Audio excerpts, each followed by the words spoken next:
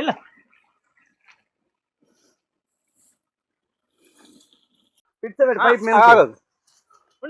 Pipe పైప్లో pipe పెట్టండి అలాగ ఇందాక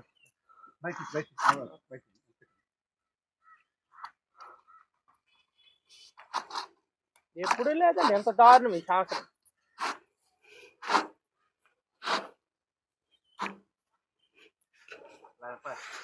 చేసి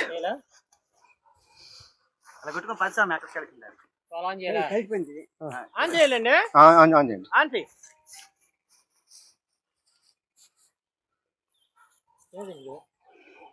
కనిపించాయా మొక్క వెచ్చామే నీరు వస్తుంది కొంచెం నీ పక్క డౌన్ చేయండి సొమ్ము డౌన్ చేసి భూమికి ఎత్తు కొంచెం అది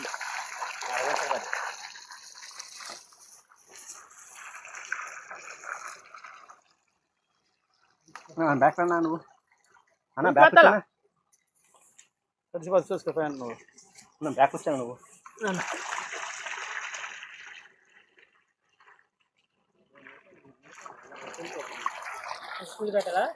సరిపోతుందండి పీడి పెట్టండి బరువు దుప్పాడు నారాయణరావు సార్, మాది నీలాపురము. ఈ జగన్నాథపురం అన్నీ కలిపి నాకు ఒక 15 ఎకరాల ల్యాండ్ ఉంది సార్. ఇప్పటికీ ఒక 50,000 రూపాయలు దాకా ఇథనాలు కొన్నాను సార్. దీనికి ఇలాగ వచ్చి ఆగుబట్టలు కూడా ఇలాగ అయిపోయినాయి సార్. దీనిలో ఒక ట్యాంకుకే 500 రూపాయలు సార్. ఆగుబట్టలు తేవడం నానపడం సార్. ఇంకా అవి తడిపితే ఇది అప్ప ఉంటుందో ఉండదో తెలియదు సార్. ఇదేం జరుగుతుందో ఏటో అదో అయోమయంగా ఉంది సార్. మాకు అది ఒక భయంలాగా ఉంది సార్. కూడా బతకాల సవాళ్ళని లెక్కల్లో ఉంది సార్.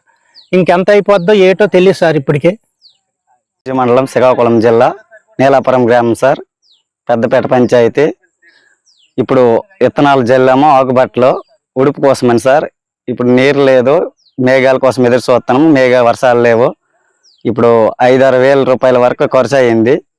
ట్యాంకర్లతో నీళ్ళు తెచ్చి పోస్తున్నాము. 4 ట్యాంకర్లు పడుతున్నాయి సార్. ట్యాంకీకి 500 రూపాయలు సార్. దానికోసం ఇప్పుడు ఆకు బతుకుతుందో లేదో తెలియదు, కానీ మా ముందు ప్రయత్నాలు మేము చేస్తున్నాం సార్. దానికోసం ఇది చేస్తున్నాము. ఓన్ బెట్టి ఉంది, కానీ దానికి అందులో నీరు లేక ఇది అవ్వలేదు. దానికి అనుసంధాలు ఉంటే కలిపితే బాగుంటాయి అని మేము చెప్తున్నాం సార్. ఉడితప్పలనాయుడు, ఆంధ్రప్రదేశ్ రైతు సంఘం రాష్ట్ర కార్యదర్శిని. ఈరోజు శ్రీకాకుళం జిల్లా బూర్జి మండలం పెద్దపేట గ్రామం పంచాయతీ పరిధిలో ఉన్నాం. రైతుల దీనస్థితి మనం చూస్తున్నాం.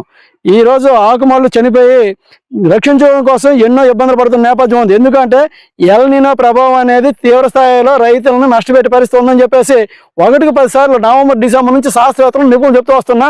అధికార యంత్రాంగం ప్రభుత్వం, కూటమి ప్రభుత్వం ఒకటే చెప్తుంది. టెలికాన్ఫరెన్స్లు, వీడియో కాన్ఫరెన్స్లు పెట్టింది. ఇదిగో మేము చేస్తున్నాం, మేము ఆదుకుంటాం, ప్రత్యామ్నాయం వైపు మళ్ళిస్తామని చెప్పారు.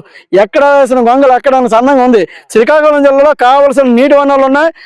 1 వంశధార, 2 నాగావళి, 3 మొడ్డు వలస, అలాగే బహుదా, ఇట్లాంటి నీటి వనరులు ప్రాజెక్టులు ఉన్నా సరే ముందస్తు చర్యల భాగంగా నీటి నిల్వ చేసి కాలువలు బాగు చేసి సాగునీరు ఇచ్చి ఈ ఆకుమల్ని ఎదల్ని రక్షించాల్సిన బాధ్యత ఉంది. కానీ అవి ఏమీ చేయకుండా కేవలం వీడియో కాన్ఫరెన్స్లో మాత్రం ఎప్పటికప్పుడు పై స్థాయిలో ముఖ్యమంత్రి గారు, అలాగే నీటిపారుదల శాఖ మంత్రి గారు, కింద స్థాయిలో మన వ్యవసాయ శాఖ మంత్రి అచ్చెన్నాయుడు గారు, వీళ్ళేమో వీడియో కాన్ఫరెన్స్ టీవీలో చెప్తున్నారు ప్రత్యామ్నాయ ఏర్పాట్లు రెడీ చేస్తామని.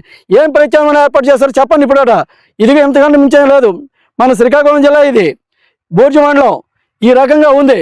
అంటే దీనికి ప్రత్యామ్నాయ మాటల్లో కాదు, క్షేత్రస్థాయిలో శాస్త్రవేత్తలు పంపించి భూసారాన్ని బట్టి దానికి ఏ పంట ప్రత్యామ్నాయం వేయాలో వరి, మొక్కజొన్న, ప్రత్తి ఉంది. ఈ మూడింట్లో ఏది వేస్తే, లేదంటే దీనికన్నా మించి ఏదైతే తక్కువ వర్షపాతం, తక్కువ నీళ్ళతో తక్కువ కాలంలో ఎక్కువ పంట వచ్చేది, రైతుకి మేలు జరిగేది, పెట్టుబడి తగ్గేదో ఆ ప్రత్యామ్నాయ పంటల్ని సూచించాల్సిన బాధ్యత ఉంది. ఆ విధంగా క్షేత్రస్థాయిలో పరిశీలన చేస్తే కదా జరిగేది. ఎక్కడ వేసిన గొంగలు అక్కడ సన్నంగా ఎక్కడో అక్కడే ఉంటున్నారు, మాటలు చెప్తున్నారు, ఆచరణలో ఏం జరగలేదు. ఈ రోజు పరిస్థితి ఇంత దారుణంగా రైతుకు ఉంది. ఒక్కొక్క ఎకరాకి 7,000 రూపాయలు పెట్టి ఇంకా ఈ ఆకునే రక్షించుకోవాల్సి వస్తే మరి ఇంకా ఉడుపులు ఎప్పుడు వేస్తాడు? ఈ ఉడుపులకి ఎంత ఖర్చు అవుతుంది? పరిస్థితులు ఎలాగంటే చెప్పలేని పరిస్థితి. అందుకు మేము ఒకటే డిమాండ్ చేస్తున్నాం, తక్షణమే ప్రభుత్వం ప్రత్యామ్నాయ ఆలోచన అనేది చేయండి.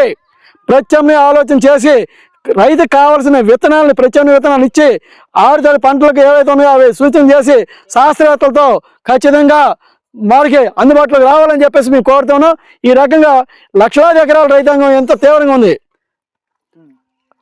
అందుకు ప్రభుత్వానికి మరొకసారి మేము విజ్ఞప్తి చేస్తుంది ఏంటంటే, అయ్యా క్షేత్రస్థాయిలో శాస్త్రవేత్తలని పరిశీలన చేసి ప్రత్యామ్నాయ పంటలు ఏమేస్తే బాగుంటుందో ఇప్పటికైనా సమయం ఉంది. జూలై 18 ఈరోజు, రేపు 19. ఈ నేపథ్యంలో మనం చేయవలసిన పని ఎంతో ఉంది. ఆ విధంగా గవర్నమెంట్ కూడా కృషి చేస్తే ఆరుతడి పంటలతో ఈ ఖరీఫ్ సీజన్ నుంచి ఒడ్డెక్కడానికి అవుతుంది, రైతు మేల్కొల్పడం అవుతుంది. 1987-88 సంవత్సరంలో ఆ రోజు ప్రధానమంత్రి కూడా రాజీవ్ గాంధీ, ముఖ్యమంత్రి కూడా కీర్తిశేషులు స్వర్గీయ ఎన్టీ రామారావు గారు కూడా ఇలాంటి దీనస్థితి కరువు కారకాలు వచ్చినప్పుడు మొత్తం పర్యటన చేసి రైతాంగాన్ని ఆదుకోవడానికి కావాల్సిన సహాయ సహకారాలు అందించారు. అట్లాంటి స్థితిని తీసుకురావాలని మేము కోరుతున్నాం.